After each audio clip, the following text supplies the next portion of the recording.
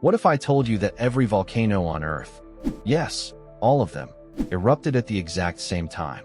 Not just the famous ones like Yellowstone or Mount Fuji, but even the silent giants, buried deep beneath the oceans, suddenly came to life. The skies would darken within hours. Global temperatures would plummet. Cities would vanish under ash. And billions would be left without sunlight, food, or hope. This isn't science fiction. It's a terrifying scenario scientists have actually modeled, and what they discovered is far worse than you think. In the next few minutes, we're going to take you into the heart of a world-ending event that no one is prepared for. By the end of this video, you'll have one question stuck in your head. How much time do we really have left? Hit like, subscribe, and let's go. For most of us, volcanoes are distant, sleeping giants. Ancient mountains that rarely make the news unless something dramatic happens. We treat them as isolated threats. Local, contained, predictable. And yet, beneath the Earth's crust, a far more chaotic and unstable reality is brewing. Today, we live in a world of staggering technological advancement, artificial intelligence, quantum computing, interplanetary missions. But even with all this knowledge, there's one force of nature we still don't fully understand: the Earth itself.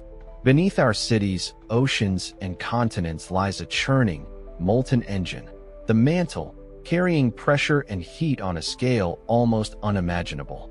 There are over 1,500 potentially active volcanoes scattered across the planet, and that's only on land. Beneath the oceans, thousands more sit in silence, unmonitored, waiting. Most people don't realize how connected these volcanoes are. Through tectonic plates, fault lines, and deep magma plumes, they form an invisible network, one that's always under tension. Scientists have long warned us about the risks of supervolcanoes like Yellowstone or Campiflagrii. But what if these eruptions didn't happen one at a time? What if they happened together, at once? It's a question so extreme, so horrifying, that it's rarely modeled in full. But in this story, we will. Because if even a fraction of that scenario unfolds, everything we know about climate, society, agriculture, and survival would collapse, fast. So before we dive into what happens when Earth turns on us, take a deep breath. This is the calm before the eruption. The story of Earth's volcanoes begins over 4 billion years ago, long before humans, before continents, even before oceans. In its infancy, the planet was a ball of fire, constantly bombarded by meteors, with a molten core too unstable to cool. As the crust began to form, pressure built beneath it, and the first volcanoes were born. They weren't just natural features, they were the architects of our world. Volcanoes created land masses, shaped continents, and even forged the atmosphere we breathe. But with creation comes destruction. Throughout history, volcanic eruptions have wiped out civilizations. Mount Vesuvius, 79 AD, buried Pompeii in a matter of hours. Krakatoa, 1883, heard over 3,000 miles away, triggering global climate anomalies. And then there's the Toba eruption, 74,000 years ago, so powerful, it nearly caused human extinction. But these are isolated events, singular disasters. We've never witnessed what happens when multiple volcanic systems activate at once. Until recently, the idea was unthinkable. But now, with satellite imaging, deep Earth sensors, and global seismic networks, scientists have started to detect strange patterns, subtle shifts in pressure, synchronized tremors across continents, and the eerie rise of magma levels in unrelated regions, all hinting at a terrifying possibility that these systems might not be as independent as we once believed. Imagine it, thousands of volcanic chambers scattered across the globe, all sharing the same trigger.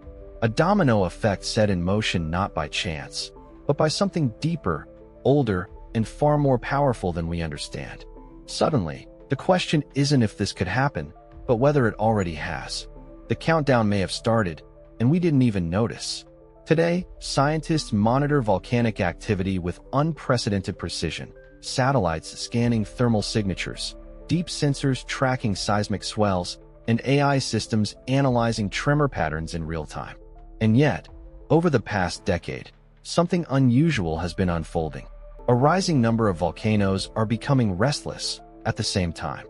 In 2021 alone, over 50 volcanoes were erupting simultaneously. In 2022, that number jumped. And now, dozens more are classified as high alert. Not just small ones. We're talking about supervolcanoes, massive magma chambers like Yellowstone, Long Valley, Toba, and Taupō, showing signs of awakening. Across different continents, they're breathing together. A pattern is emerging, something no model can fully explain. Pressure is rising not in isolated pockets, but globally. Sulfur dioxide emissions in the upper atmosphere have quietly increased. Minor tremors have been recorded near dormant volcanoes that haven't moved in centuries. Deep magma plumes, columns of molten rock stretching from the core to the crust, have begun to shift. And no one knows why. Some scientists fear a phenomenon called magma coupling, where pressure changes in one part of the mantle can cascade through tectonic plates and destabilize other chambers thousands of miles away. It's like a web, one thread pulls, and the entire system reacts. But what happens if all of it pulls at once? We're not just talking about a bad day for aviation or a few grounded flights. We're talking about skies darkened for months, global agriculture collapsing, crops freezing in midsummer, ash poisoning water supplies, infrastructure buckling under weight and heat. And this isn't a movie plot. It's what will happen if this delicate balance tips. And the most terrifying part? We may already be past the tipping point without realizing it. Here's the fact that changes everything.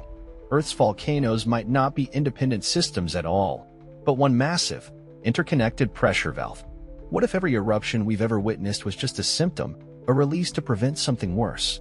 Beneath the crust lies a superstructure of magma highways, hidden rivers of molten rock, stretching across tectonic plates like veins in a body. These aren't just passive formations. They transfer heat, gas, and pressure.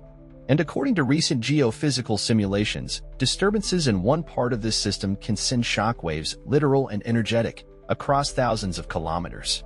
This means that an eruption in Indonesia could, theoretically, destabilize chambers beneath the United States or even Antarctica. But here's the twist. Some scientists believe that we've already triggered that process ourselves. How? Through geoengineering, deep mining, fracking, and even underground nuclear tests, activities that disturb pressure-sensitive zones. We may be unknowingly poking the planet's most dangerous pressure points. And once a chain reaction begins, pressure rising faster than it can be released, the system stops venting gradually and prepares for a catastrophic purge. This isn't just theory. One study published in Nature Geoscience found that after certain megathrust earthquakes, magma chambers across completely separate continents exhibited changes in pressure and movement. The planet is more unified and more fragile than we ever imagined.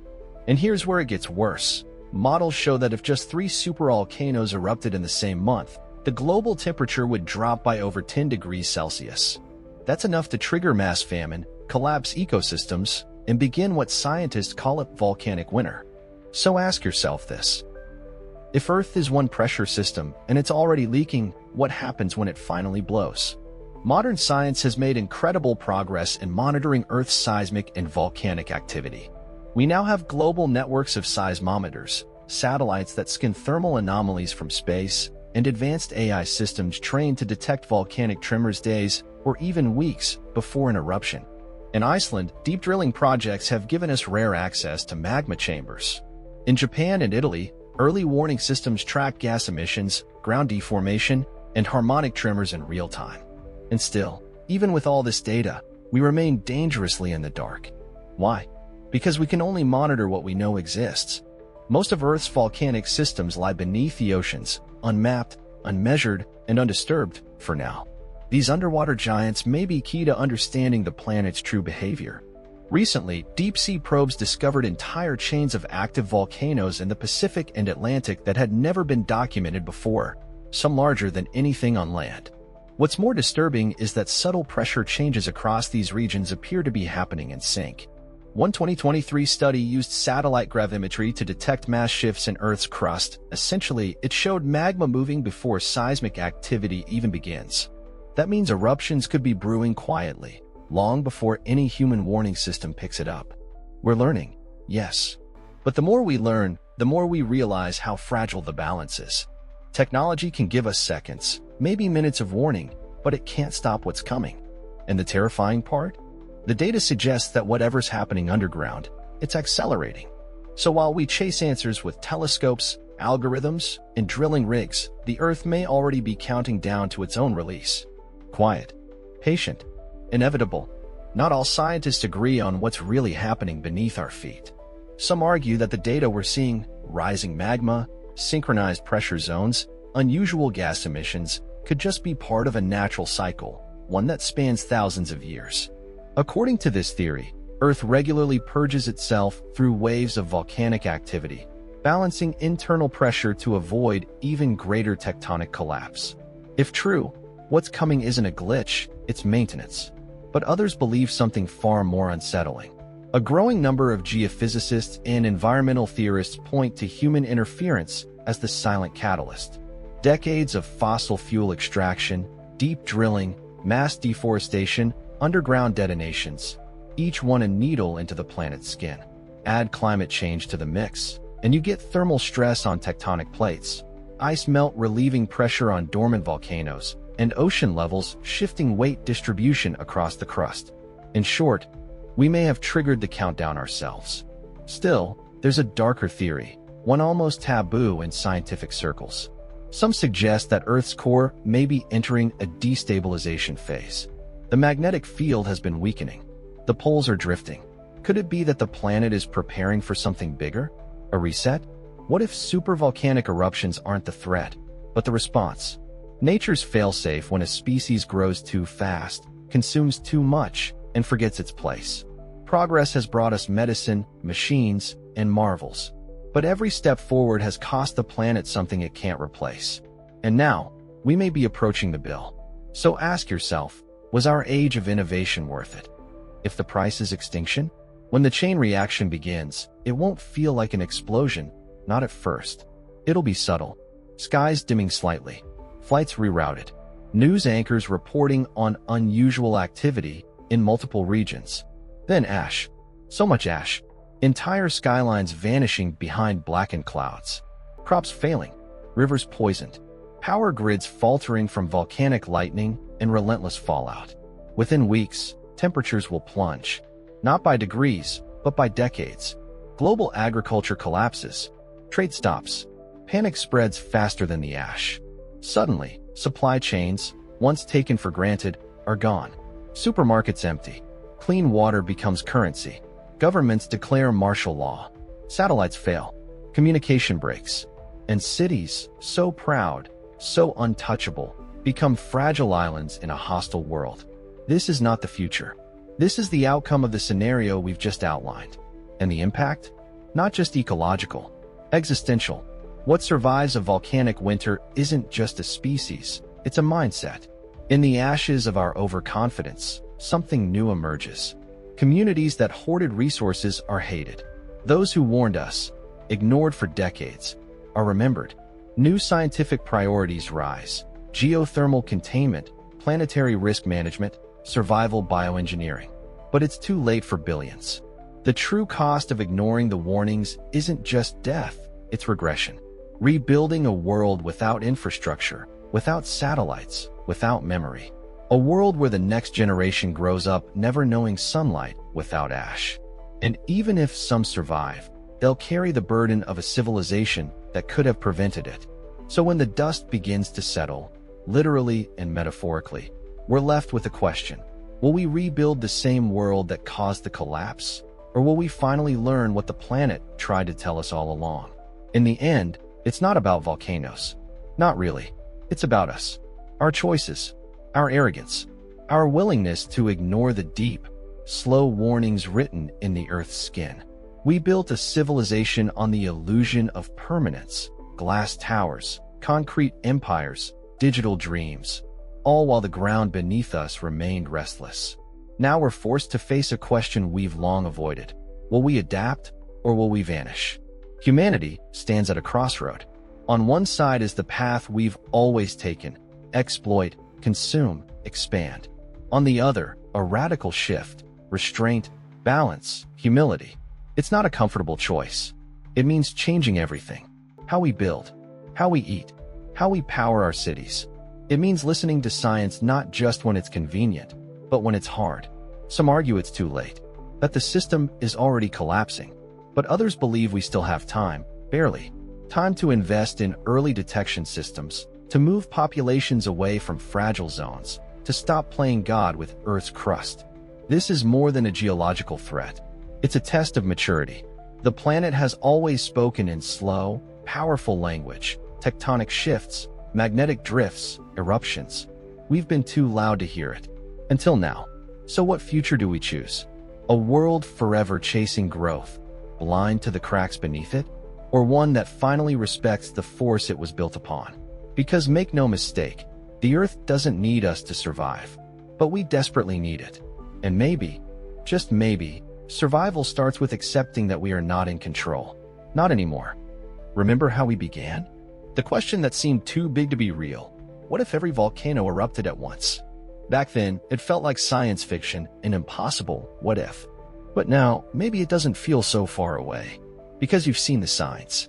You've heard the science. And somewhere deep inside, maybe you feel it too, that quiet unease, the sense that something is shifting beneath our feet.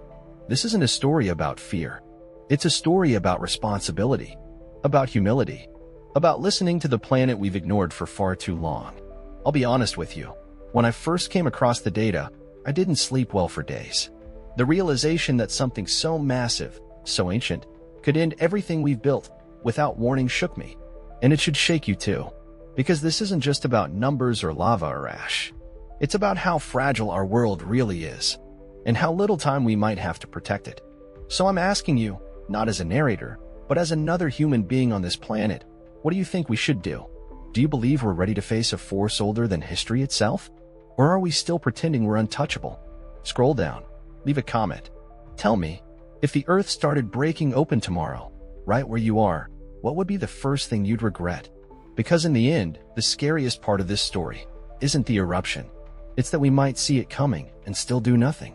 Hit like, subscribe, and tell me in the comments, would you be ready?